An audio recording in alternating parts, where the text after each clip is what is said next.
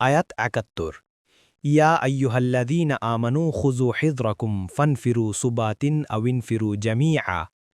অনুবাদ: হে মুমিনগণ, তোমরা তোমাদের সতর্কতা অবলম্বন করো, তারপর হয় দলে দলে বিভক্ত হয়ে অগ্রসর হও অথবা একসঙ্গে অগ্রসর হও। তাফসির ১ নম্বর ফুটনোটের বিবরণ: আয়াতের প্রথমাংশে জিহাদের জন্য অস্ত্র সংগ্রহ এবং আয়াতের দ্বিতীয়াংশে জিহাদে অংশগ্রহণের নির্দেশ দেয়া হয়েছে। এতে বেশ কিছু শিক্ষা রয়েছে। কোনো ব্যাপারে বাহ্যিক উপকরণ অবলম্বন করা তাওয়াক্কুল বা আল্লাহর উপর নির্ভরশীলতার পরিপন্থী নয়। অস্ত্র সংগ্রহের নির্দেশ দেয়া হলেও এমন প্রতিশ্রুতি কিন্তু দেয়া হয়নি যে এই অস্ত্রের কারণে তোমরা নিশ্চিতভাবেই নিরাপদ হতে পারবে।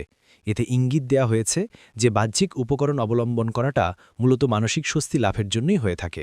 এই আয়াতে প্রথমে জিহাদের প্রস্তুতি গ্রহণের নির্দেশ, অতঃপর জিহাদের উদ্দেশ্যে রওয়ানা হওয়ার সুশৃঙ্খল নিয়ম বাতলে দেওয়া হয়েছে।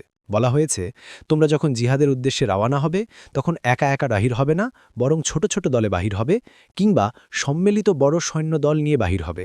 তার কারণ, একা একা যুদ্ধ করতে গেলে ক্ষতির আশঙ্কা রয়েছে।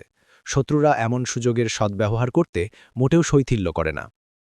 পরবর্তী তাফসিরে যেতে ভিডিওটি শেষ হওয়ার পূর্বেই এই বক্সে ক্লিক করুন। ভয়েস বা উচ্চারণে অনিচ্ছাকৃত ত্রুটি ক্ষমাসুন্দর দৃষ্টিতে দেখবেন ইনশাআল্লাহ।